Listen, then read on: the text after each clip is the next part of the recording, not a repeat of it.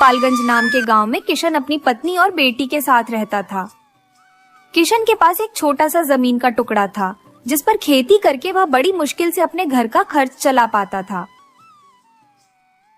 उसकी आर्थिक स्थिति काफी खराब थी और ऊपर से उस पर भारी कर्ज भी था। इसी वजह से वह हमेशा चिंता में डूबा रहता था।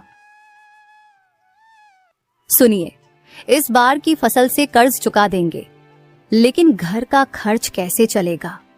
मैं सोच रही हूँ कि ठाकुर जी के घर काम पर लग जाऊं। कम से कम बच्चों को 2 वक्त का खाना तो मिल पाएगा। गीता, ये क्या कह रही हो? क्या तुम्हें मेरी इज्जत की बिल्कुल परवाह नहीं? अब तुम ठाकुर के घर झाड़ू पोंछा करोगी? अरे, गांव वाले क्या कहेंगे? किशन अपनी पत्नी को दूसरों के घर काम पर भेजता है। मेरी तो इज्जत मिट्टी में मिल जाएगी। मैं लोगों को मुंह दिखाने लायक नहीं रहूंगा। इज्जत से पेट नहीं भरता किशन। बच्चों को भूखा देखकर मेरा दिल छलनी हो जाता है। उनके पास ना ढंग के कपड़े हैं, ना ही ढंग का खाना। क्या मासूमों का चेहरा देखकर भी आपको कुछ महसूस नहीं होता? गीता, मुझे भी बच्चों की तकलीफ दिखती है, लेकिन दूसरों के घर काम करना ये हमारी आखिरी उम्मीद नहीं हो सकती। मैं कुछ और करूंगा। भले ही मुझे दिन रात मजदूरी करनी पड़े, लेकिन तुम्हें पराया घर नहीं जाना पड़ेगा। ये मेरी जिम्मेदारी है और मैं इसे निभाऊंगा। पर आप कब तक अकेले लड़ोगे किशन? कभी कभी परिवार को साथ चलना पड़ता है। ये लड़ाई सिर्फ आपकी नहीं, हमारी भी है। किशन कुछ नहीं बोल पाता। वह अपने विचारों में उलझा गुस्से और बेबसी के बीच खेत जोतने के लिए चला जाता है। गीता अपनी आंखों से उसे जाते हुए देखती रहती है, लेकिन उसके दिल में बच्चों के लिए दर्द और किशन के लिए चिंता साफ झलकती है। किशन अपने खेत की ओर जा रहा है। रास्ते में उसे रघु दिखाई देता है। रघु, जो उसका पुराना दोस्त है, मुस्कुराते हुए उसकी तरफ बढ़ता है। अरे किशन, क्या हाल चाल है भाई?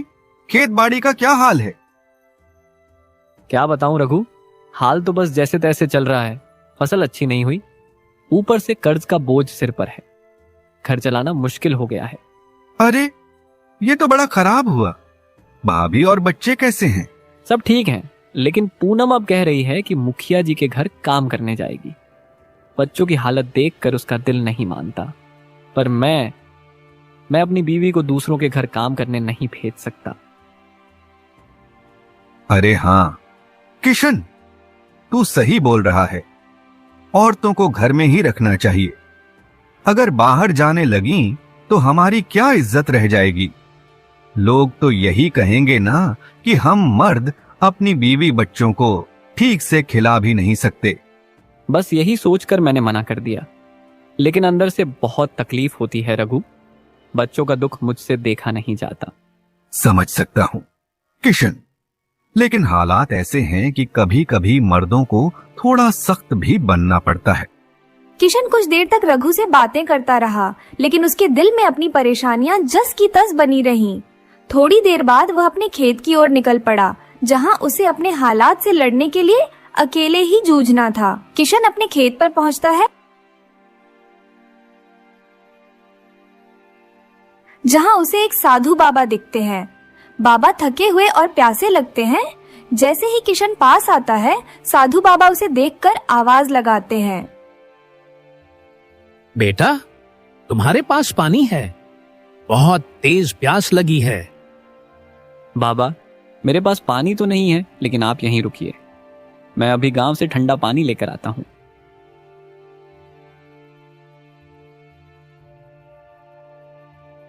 किशन जल्दी से पास के गांव से अपने पीतल के गिलास में ठंडा पानी भरकर लाता है।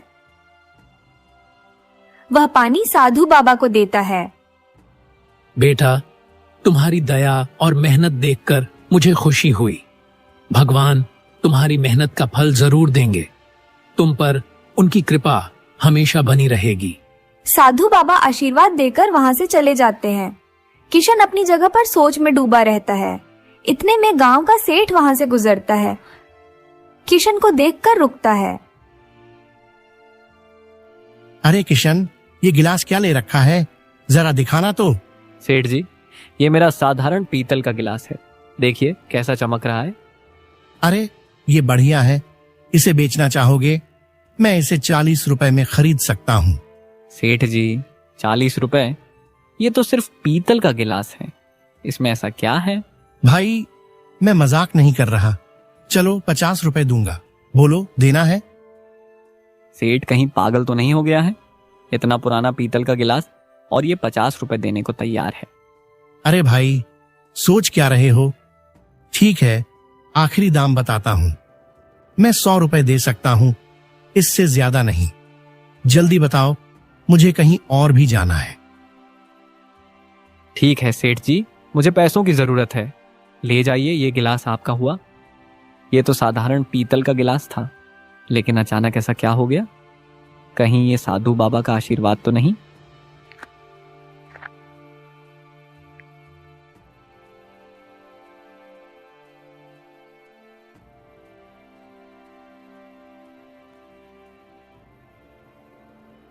अजी, आज इतनी जल्दी कैसे लौट आए? सब कुशल तो है?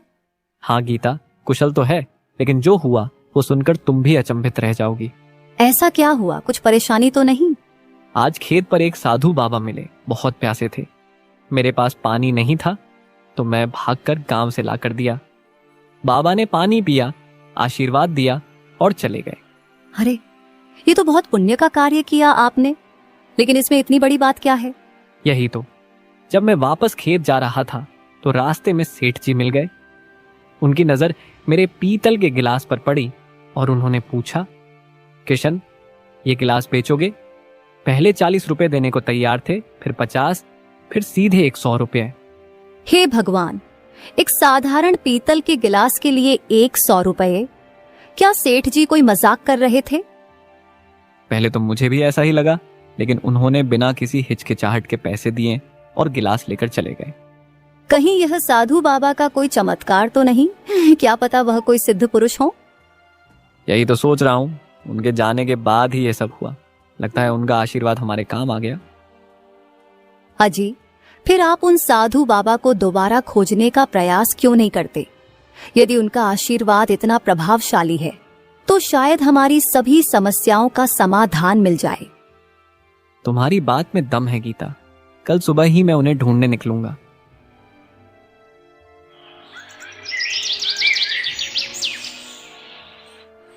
किशन साधु बाबा की खोज में भटक रहा है। कई दिन बीत जाते हैं लेकिन उसे बाबा कहीं नहीं मिलते।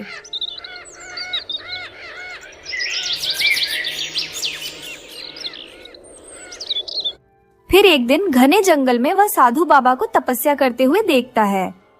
किशन भावुक होकर दौड़ता है और बाबा के चरणों में गिर जाता है। बाबा, कृपा कीजिए, मैं बहुत परेशानी में हूँ। इस समय मेरी जिंदगी कठिनाइयों से भरी हुई है। आप ही मेरी समस्याओं को दूर कर सकते हैं। साधु बाबा किशन की हालत देखकर मन ही मन द्रवित हो जाते हैं। वे धीरे से आंखें खोलते हैं और मुस्कुराते हैं। यदि तुम चाहते हो कि तुम्हारी सारी परेशानियां समाप्त हो जाएं, तो तुम्हें मेरे साथ 3 दिन तक रहना होगा। बाबा, मैं 3 दिन आपके साथ रहने के लिए तैयार हूँ। कृपया मेरी परेशानियों को दूर करने का कोई उपाय बताइए। सुनो, मैं 3 दिन तक तपस्या करूंगा और तुम्हें ध्यान रखना होगा कि कोई भी मेरी तपस्या में बाधा न डाले। अगर कोई मुझे परेशान करेगा तो तुम्हें उसे रोकना होगा।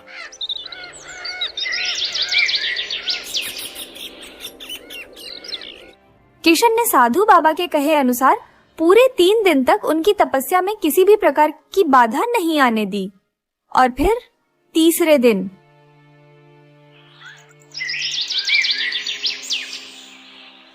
साधु बाबा अपनी तपस्या पूर्ण कर आंखें खोलते हैं और मुस्कुराते हुए किशन की ओर देखते हैं। किशन, तुमने मेरी बात मानी और 3 दिन तक मेरी तपस्या में किसी प्रकार की बाधा नहीं आने दी, इसलिए मैं तुम्हें एक अद्भुत वरदान देता हूँ। वे अपनी झोली से एक चमकता हुआ सिक्का निकालकर किशन के हाथ में रख देते हैं।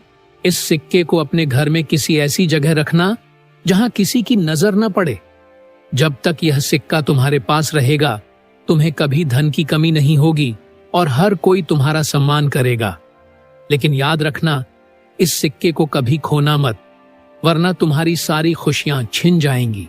बाबा, मैं इस सिक्के को पूरी तरह से संभाल कर रखूंगा और आपकी दी गई सीख को कभी नहीं भूलूंगा। किशन ने साधु बाबा की बात को अच्छे से समझा और सिक्के को लेकर खुशी खुशी अपने घर की ओर चल पड़ा। किशन साधु बाबा से प्राप्त सिक्के को संभालते हुए अपने घर की ओर बढ़ रहा था,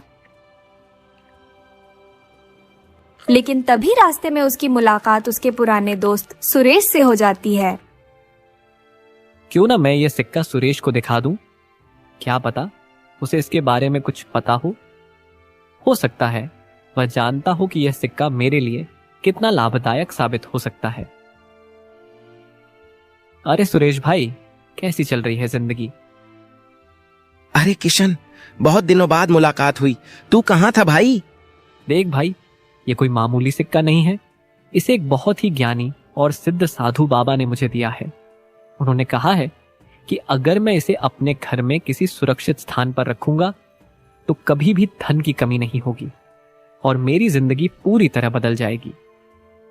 सुरेश सिक्के को ध्यान से देखता है और अंदर ही अंदर लालच से भर जाता है, लेकिन चेहरे पर एक सामान्य भाव लाता है। अरे भाई किशन, तू भी ना, ये मामूली सिक्का तुझे कैसे मालामाल बना सकता है? हो सकता है कि बाबा ने तेरा मजाक बनाया हो, लेकिन हाँ, हमारे गांव में एक बहुत ज्ञानी व्यक्ति रहता है। वह हर तरह की चीजों का रहस्य जानता है। तू एक काम कर, ये सिक्का मुझे दे दे।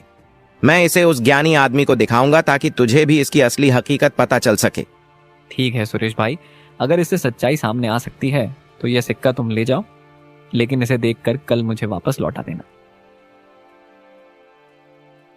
सुरेश ने बड़ी चालाकी से किशन को बेवकूफ बना दिया और सिक्का अपने पास रख लिया। उसके मन में लालच आ चुका था। हाँ, इसे बेवकूफ बना दिया। अब यह सिक्का मेरा हो गया। इससे मैं इतना धनवान बन जाऊंगा कि पूरा गांव मुझसे डर कर रहेगा। मेरी किस्मत खुल गई।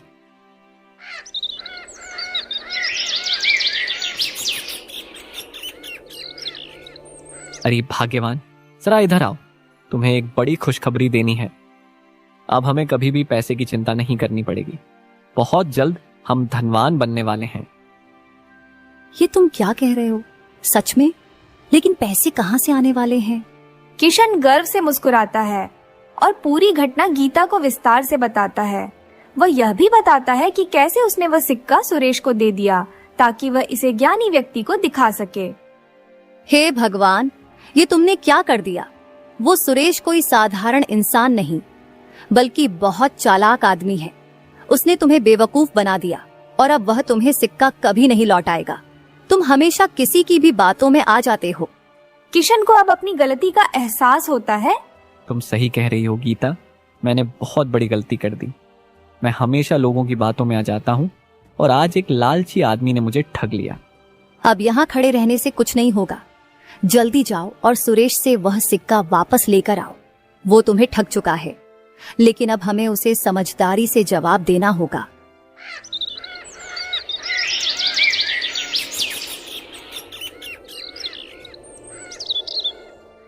किशन बिना देर किए सुरेश के घर की ओर दौड़ पड़ता है।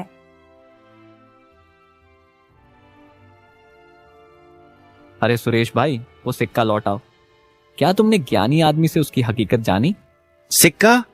कौन सा सिक्का? मैं कुछ समझ नहीं पा रहा हूँ। किशन को अब पूरा यकीन हो जाता है कि सुरेश उसे धोखा दे चुका है। वह गुस्से में बोलता है, सुरेश, मजाक मत कर। कल ही मैंने तुझे वह सिक्का दिया था और तूने कहा था कि उसे ज्ञानी आदमी को दिखाएगा। अब तुझे कुछ याद नहीं? अरे भाई, तूने मुझे कोई सिक्का नहीं दिया। लगता है तेरा दिमाग खराब हो गया है। फालतू की बातें मत कर और यहां से चला जा। सुरेश, तू झूठ बोल रहा है। मैं जानता हूं तूने मुझे धोखा दिया है। सुरेश अब पूरी तरह से बेरुखी दिखाता है और किशन को घर से बाहर धक्का देकर निकाल देता है। किशन निराश होकर घर लौटता है और बहुत पछताता है। कुछ देर सोचने के बाद वह एक बार फिर साधु बाबा की तलाश में निकल पड़ता है।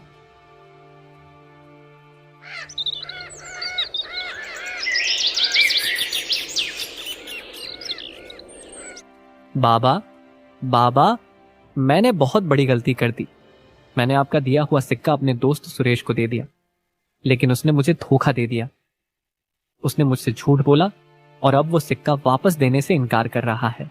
किशन, मैंने पहले ही कहा था कि यह सिक्का साधारण नहीं है। यह ईमानदार और योग्य व्यक्ति के पास ही रहना चाहिए। तुम्हारी सरलता का लाभ उठाकर सुरेश ने तुम्हें धोखा दिया। अब उसे उसकी करने की सजा मिलनी ही चाहिए। साधु बाबा अपनी शक्तियों का प्रयोग करते हैं। वह आकाश की ओर देखते हैं, मंत्र बुदबुदाते हैं और अचानक जंगल में तेज हवा चलने लगती है।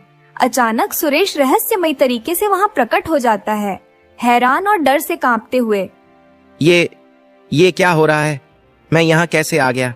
साधु बाबा अपनी चमकती हुई आंखों से उसे घूरते हैं, जिससे सुरेश का डर और बढ़ जाता है।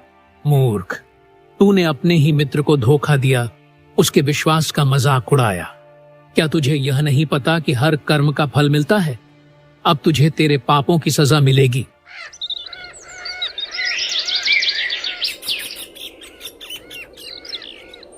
किशन भाई, मुझे माफ कर दो। मैंने बहुत बड़ा पाप किया। ये लो, अपना सिक्का वापस ले लो। बाबा, कृपया ऐसा मत कीजिए। हाँ, उसने मुझे धोखा दिया, लेकिन उसके छोटे छोटे बच्चे हैं। अगर वो नहीं रहेगा तो उनका क्या होगा? वो भूखे मर जाएंगे। साधु बाबा थोड़ा शांत होते हैं, लेकिन उनका चेहरा अभी भी गंभीर रहता है। किशन, तू बहुत ही दयालु और नेक दिल इंसान है। ठीक है, मैं इसे इसकी करने की सजा नहीं दूंगा। बाबा जी, आपका धन्यवाद, आपने मेरी मदद की। बेटा, जो इंसान साफ दिल का हो और सबकी मदद करता हो, मैं हमेशा उसकी मदद करता हूँ। इतना बोलकर साधु बाबा वहाँ से गायब हो जाते हैं। मुझे माफ कर दो किशन, अब मैं कभी किसी को धोखा नहीं दूंगा।